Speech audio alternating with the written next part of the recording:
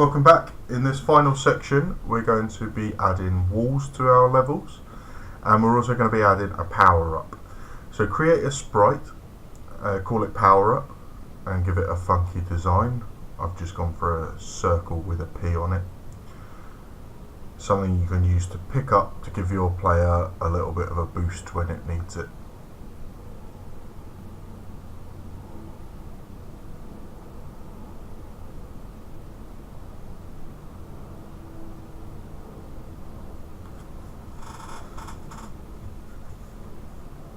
That looks good. Resize it, place it somewhere on your level. I'm going to put it nearby just while we're testing out. And I want this power up to give our player a speed boost. So for a short period of time, once you've picked up the power up, you're going to be able to move twice as fast. Very useful for evading those followers. So we're going to create a new instance variable for our player, and we're going to call it powered up. This is going to be a Boolean variable, which means it can only be true or false instead of numbers. So has power up, we're calling it. We'll set that to be Boolean, and the initial value is unticked, which means initially it starts off as false. We are not powered up when we begin. And in our player behavior group, we're going to add an event that checks if you are powered up or not. So we're going to first see if you've picked up the power up. So on collision with a power up, we want to destroy the power up. We want it to be consumed when it's picked up, so it disappears. Then we're going to set that instance variable to be true. We're going to wait 5 seconds. It's up to you how long your power up lasts, and then after 5 seconds it's going to become false again. So copy and paste that action and change it to be false. Now that's all well and good, but what does being powered up mean? So we're going to say if the player's instance variable is set, then we want the player max speed to increase. So we're going to set the max speed to double what it normally is. That's 400.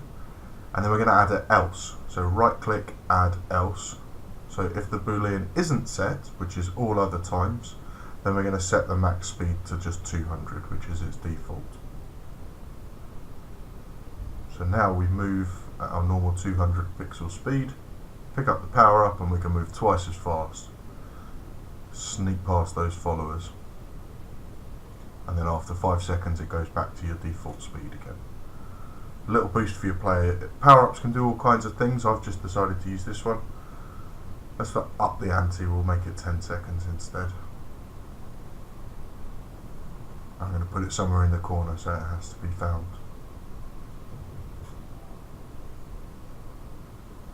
I'm going to put one in layout 2 as well.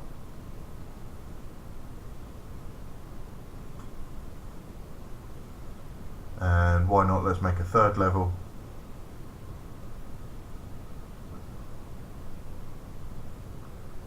And I'm going to make this just one spawner in the middle, or somewhere near the middle. So let's create a new object, we'll call it wall, and these are going to block our player from moving through. They're going to block our bullets, our water balloons, but the followers are going to be able to get past them. So in my head the followers are kind of flying enemies now, they can fly over these walls no problem. So this is going to create an even bigger challenge for our player. So I'm going to make a kind of one spawner in a sort of closed in section here. But we're going to test it out on our first level first, just to make sure everything's working properly.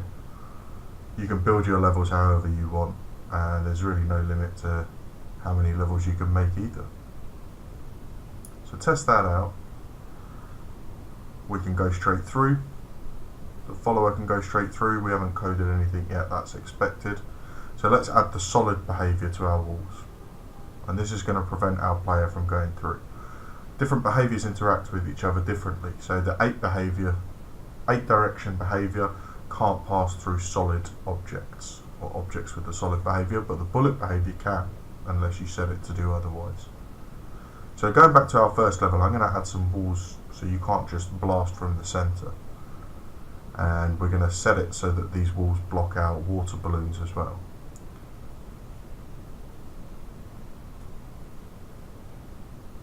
This is very rough level design. I'm doing this quickly, but you can spend a lot more time over it if you want to. So at the moment we can still shoot straight through these walls. Not very good barricades for the spawners. So on our event sheet, we're going to add a event to our player behavior that says when the water balloon collides with the wall, it gets destroyed. Simple as that.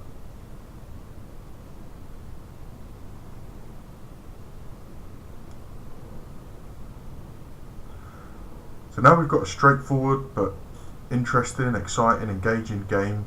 It's the foundation for something much bigger. You can add more power-ups, you can add more levels, you can add lots more enemy types. We've only got one type of enemy here. I think there's scope for you to take what you've learnt here and create lots more enemy types as well. So this is the basis for the game, this is the foundation, but this is not the end for it. You need to redesign what it looks like, you need to add more object types, more enemies, more power-ups, and this can become a really, really exciting, really interesting game if you put some time into it.